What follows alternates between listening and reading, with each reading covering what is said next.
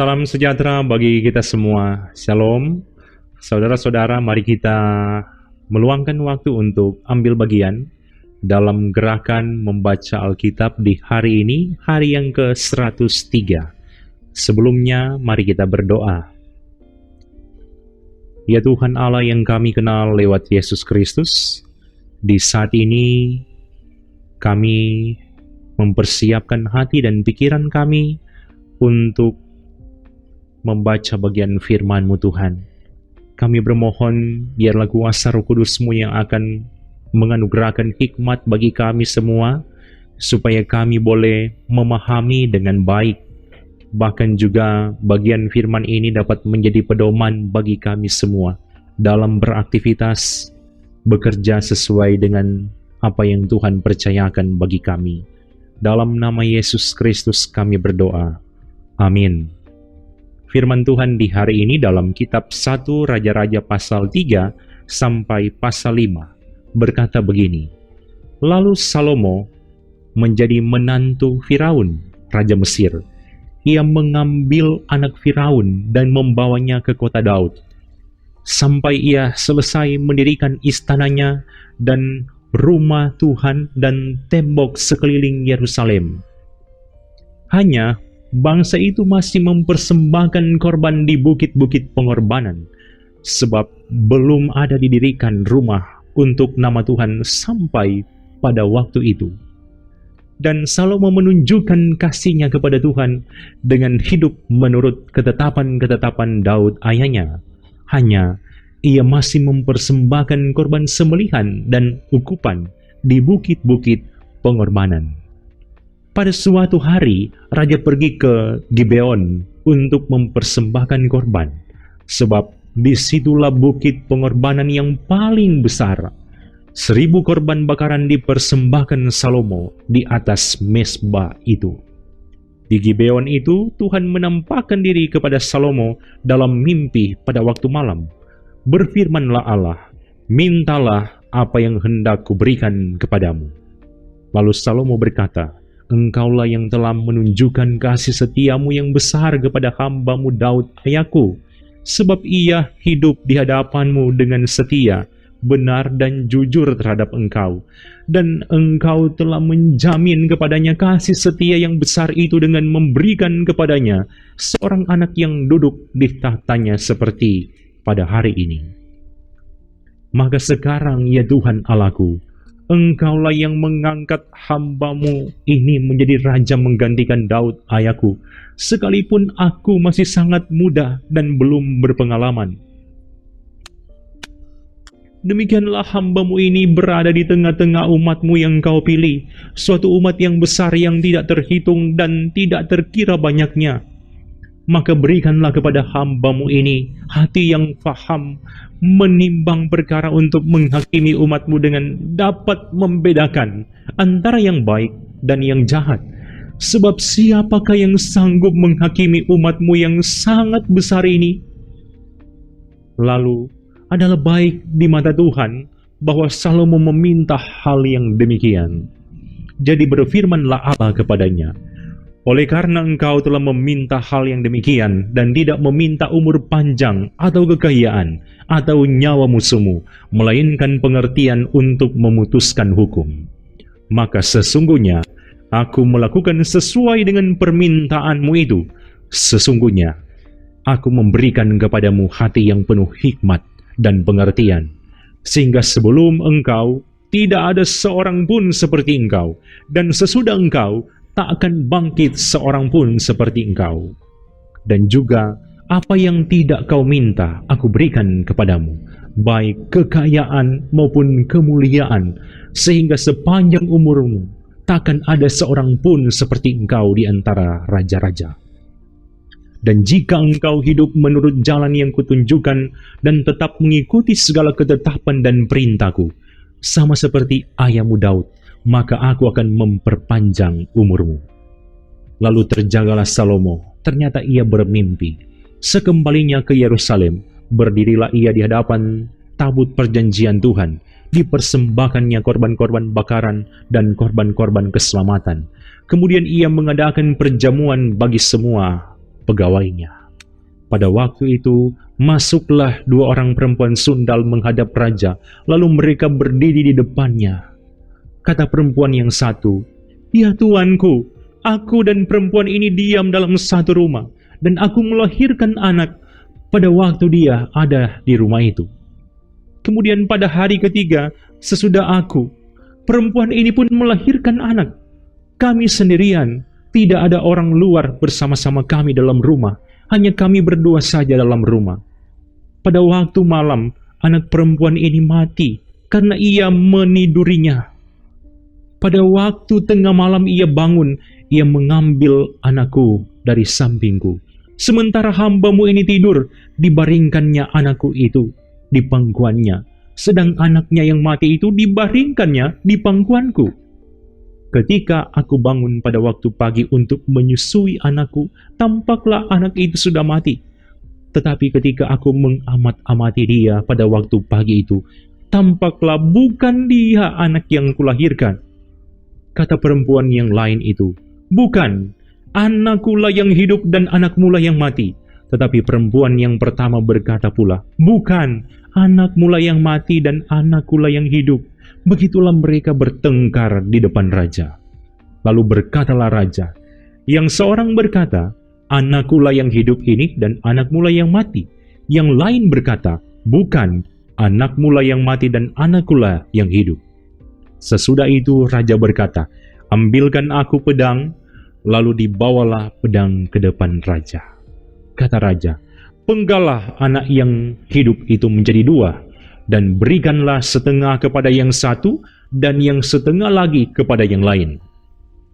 Maka kata perempuan yang empunya anak yang hidup itu kepada raja, sebab timbullah belas kasihannya terhadap anaknya itu. Katanya, "Ya Tuanku, berikanlah kepadanya bayi yang hidup itu. Jangan sekali-kali membunuh dia." Tetapi yang lain itu berkata, "Supaya jangan untukku ataupun untukmu, penggalah." Tetapi raja menjawab katanya, "Berikanlah kepadanya bayi yang hidup itu, jangan sekali-kali membunuh dia. Dia itulah ibunya." Ketika seluruh orang Israel mendengar keputusan hukum yang diberikan raja, maka takutlah mereka kepada raja, sebab mereka melihat bahwa hikmat daripada Allah ada di dalam hatinya untuk melakukan keadilan.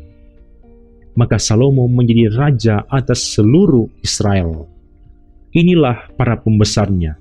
Asaria bin Sadok menjadi imam, Elihoref dan Ahia anak-anak sisa menjadi panitera negara, Yosafat bin Ahilud menjadi bendahara negara, Benaya bin Yoyada menjadi panglima, Sadok dan Abiatar menjadi imam, Asaria bin Natan mengawasi para kepala daerah, Sabut bin Natan seorang imam menjadi sahabat raja, Ahisar menjadi kepala istana, Adoniram bin Abda menjadi kepala Rodi. Salomo mempunyai 12 orang kepala daerah atas seluruh Israel yang harus menjamin makanan raja dan seisi istananya.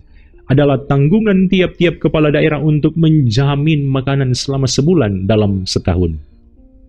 Inilah nama-nama mereka: Ben-Hur di pegunungan Efraim, Ben-Deker di Makas, di Saalbim, di Bet-Semes, dan di Elon Bet-Hanan. Ben-Hesed di Arubot, wilayahnya ialah Soko dan seluruh tanah Hefer. Bin Abinadab memegang seluruh tanah Bukit Dor, dan Tafat binti Salomo menjadi istrinya. Baana bin Ahilud memegang Taanak, Megido, dan seluruh Bet-Sean yang di sebelah Sartan, di sebelah hilir Israel, dari Bet-Sean sampai Abel Meholah sampai ke seberang Yokmeam. Selanjutnya Ben-Geber di Ramot Gilead, wilayahnya ialah Hawat Yair yang di Gilead. Yair ialah anak Manasye. Juga wilayah Argob yang di Basan dipegangnya, 60 kota besar, berpagar tembok dan berpalang pintu tembaga. Ahinadab bin Ido memegang Mahanaim. Selanjutnya Ahimas di Naftali, ia juga mengambil seorang anak Salomo menjadi istrinya, yakni Basmat. Selanjutnya Baana bin Husai di Asyir dan di Alot. Lalu Yosafat bin Parua di Isakar, dan di Simei bin Elah di Benyamin. Geber bin Uri di tanah Gilead memegang tanah Sihon, raja orang Amori, dan tanah Og, raja Basan. Dan dialah satu-satunya kepala daerah yang ada di tanah itu. Orang Yehuda dan orang Israel jumlahnya seperti pasir di tepi laut. Mereka makan dan minum serta bersukaria. Maka Salomo berkuasa atas segala kerajaan mulai dari sungai Efrat sampai negeri orang Filistin dan sampai ke tapal batas Mesir. Mereka menyampaikan upeti dan tetap takluk kepada Salomo seumur hidupnya. Adapun persediaan makanan yang diperlukan Salomo untuk sehari ialah 30 kor tepung yang terbaik dan 60 kor tepung biasa, 10 ekor lembu gemukan dan 20 lembu gempalaan dan 100 ekor domba, belum terhitung rusa, kijang, rusa dandi dan gangsa piaraan. Sebab ia berkuasa atas seluruh tanah di sebelah sini sungai Efrat, mulai dari Tifsa sampai ke Gaza, dan atas semua raja di sebelah sini sungai Efrat. Ia dikaruniai damai di seluruh negerinya. Sehingga orang Yehuda dan orang Israel diam dengan tentram, masing-masing di bawah pohon anggur dan pohon aranya. Dari Dan sampai Berseba seumur hidup Salomo. Lagi pula Salomo mempunyai kuda, 40.000 kandang untuk kereta-keretanya, dan 12.000 orang berkuda. Dan para kepala daerah itu menjamin makanan Raja Salomo, serta semua orang yang ikut makan dari meja Raja Salomo. Mereka membawanya masing-masing dalam bulan gilirannya dengan tidak mengurangi sesuatu apapun. Jelai dan jerami untuk kuda-kuda biasa, dan kuda-kuda teji dibawa mereka ke tempat yang semestinya, masing-masing menurut tanggungannya.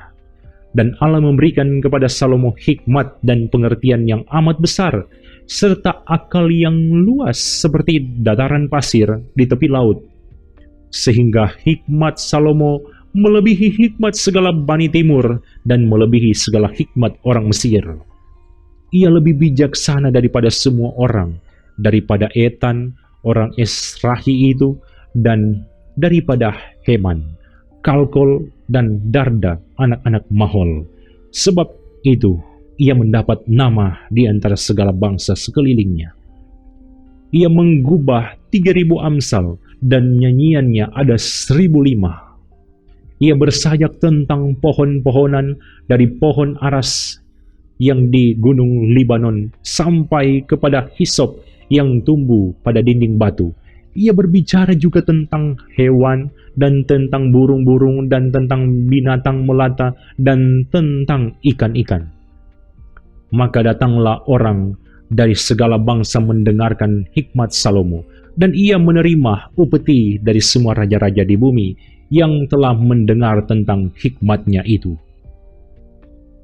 Hiram, Raja Tirus, mengutus pegawai-pegawainya kepada Salomo, karena didengarnya bahwa Salomo telah diurapi menjadi raja menggantikan ayahnya, sebab Hiram senantiasa bersahabat dengan Daud. Lalu Salomo mengutus orang kepada Hiram dengan pesan, "Engkau tahu bahwa Daud ayahku tidak dapat mendirikan sebuah rumah bagi nama Tuhan Allahnya, oleh karena musuh-musuhnya memerangi dia dari segala jurusan, sampai Tuhan menyerahkan mereka ke bawah telapak kakinya. Tetapi sekarang Tuhan Allahku telah mengaruniakan keamanan kepadaku di mana-mana. Tidak ada lagi lawan dan tidak ada lagi malapetaka menimpa. Dan ketahuilah, aku berpikir-pikir hendak mendirikan sebuah rumah bagi nama Tuhan Allahku, seperti yang dijanjikan Tuhan kepada Daud ayahku. Demikian, anakmu yang hendak kududukan nanti di atas tahtamu menggantikan engkau, dialah yang akan mendirikan rumah itu bagi namaku. Oleh sebab itu perintahkanlah orang menebang bagiku pohon-pohon aras dari gunung Libanon, Dan biarlah hamba-hambaku membantu hamba-hambamu, dan upah hamba-hambamu akan kubayar kepadamu, seberapa juga kau minta. Sebab engkau tahu bahwa di antara kami tidak ada seorang pun yang pandai menebang pohon sama seperti orang Sidon. Maka segera sesudah Hiram mendengar pesan dari Salomo itu, ia sangat bersuka cita serta berkata, "Terpujilah Tuhan pada hari ini, karena ia telah memberikan kepada Daud seorang anak yang bijaksana untuk mengepalai bangsa yang besar ini." Lalu Hiram mengutus orang kepada Salomo mengatakan, "Aku telah mendengar pesan yang kau suruh sampaikan kepadaku. Tentang kayu aras dan kayu sanobar, aku akan melakukan segala yang kau kehendaki. Hamba-hambaku akan membawanya turun dari gunung Libanon ke laut, dan aku akan mengikatnya menjadi rakit-rakit di laut, untuk dibawa sampai ke tempat yang akan kau tunjukkan kepadaku. Kemudian akan kusuruh bongkar semuanya di sana, sehingga engkau dapat mengangkutnya. Sementara itu, engkau hendaknya menyediakan makanan bagi seisi istanaku, seberapa yang ku kehendaki." Demikianlah Hiram memberikan kayu aras dan kayu sanobar kepada Salomo, seberapa yang dikehendakinya. Lalu Salomo memberikan kepada Hiram 20.000 kor gandum, bahan makanan bagi seisi istananya, dan 20 kor minyak tumbuk. Demikianlah diberikan Salomo kepada Hiram tahun demi tahun. Dan Tuhan memberikan hikmat kepada Salomo seperti yang dijanjikannya kepadanya. Maka damai pun ada antara Hiram dan Salomo. Lalu mereka berdua mengadakan perjanjian. Raja Salomo mengerahkan orang Rodi dari antara seluruh Israel, maka orang Rodi itu ada 30.000 orang. Ia menyuruh mereka ke gunung Libanon, 10.000 orang dalam sebulan berganti-ganti. Selama sebulan mereka ada di Libanon, selama 2 bulan di rumah. Adoniram menjadi kepala Rodi. Lagi pula Salomo mempunyai 70.000 kuli dan 80.000 tukang pahat di pegunungan. Belum terhitung para mandur kepala Salomo yang mengepalai pekerjaan itu, yakni 3.300 orang banyaknya yang mengawasi rakyat yang mengerjakan pekerjaan itu. Dan raja memerintahkan supaya mereka melinggis batu yang besar, batu yang mahal-mahal untuk membuat dasar rumah itu dari batu pahat. Maka tukang-tukang Salomo dan tukang-tukang Hiram serta orang-orang Gebal memahat dan menyediakan kayu dan batu untuk mendirikan rumah itu. Mari kita berdoa. Terima kasih Tuhan karena Engkau boleh memberikan kesempatan kami memiliki waktu, kesempatan bahkan semangat iman boleh membaca bagian firman-Mu di hari ini. Biarlah dari bagian firman Tuhan ini, hidup kami semakin diperlengkapi, semakin diperbaharui ketika kami melaksanakan aktivitas dan pekerjaan kami. Kami bermohon kepadamu Tuhan, biarlah hidup kami menjadi pribadi-pribadi yang semakin mencintai Tuhan. Di saat ini kami berdoa untuk semua yang sudah ambil bagian mengikuti gerakan membaca Alkitab di saat ini. Tuhan kiranya memberkati mereka semua dalam keluarga mereka masing-masing. Berkati aktivitas mereka, berkati pekerjaan mereka, berkati semua anggota keluarga mereka masing-masing.